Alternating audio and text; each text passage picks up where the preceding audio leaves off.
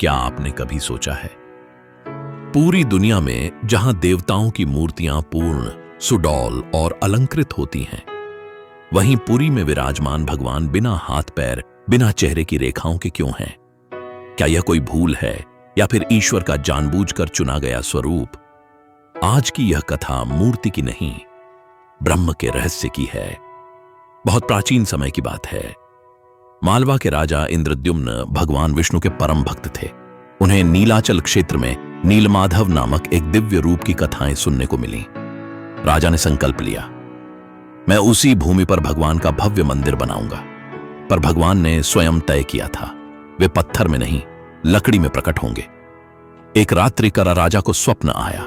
स्वप्न में भगवान ने कहा, समुद्र तट पर एक विशेष नीम वृक्ष मिलेगा, उसी से मेरी मूर्ति बनेगी, पर शर्त है, जब तक निर्माण पूरा न हो कोई मुझे देखेगा नहीं। अगले दिन एक वृद्ध बढ़ई प्रकट हुआ, न नाम न परिचय। उसने कहा, मैं मूर्ति बनाऊंगा पर दरवाजा बंद रहेगा, यदि खोला गया तो मैं चला जाऊंगा। राजा ने शर्त स्वीकार की। निर्माण प्रारंभ हुआ। दिन रात लकड़ी काटने की आवाज आती रही, लेकिन 14वें दिन के बाद सब शांत हो गया। न कोई आवाज, न कोई हलचल। रानी और सेवक घबरा गए। क्या बढ़ई जीवित है? राजा का मन डगमगाया और मानव स्वभाव जीत गया। अंदर का दृश्य अविश्वसनीय था। 3 मूर्तियां थीं, पर अधूरी।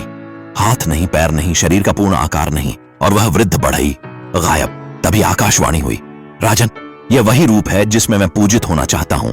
यही क्षण था जब संसार को मिला जगन्नाथ, बलभद्र और सुभद्रा का अनूठा स्वरूप। अब प्रश्न उठता है, क्यों अधूरा? शास्त्र कहते हैं, भगवान पूर्ण हैं, पर रूप सीमित नहीं।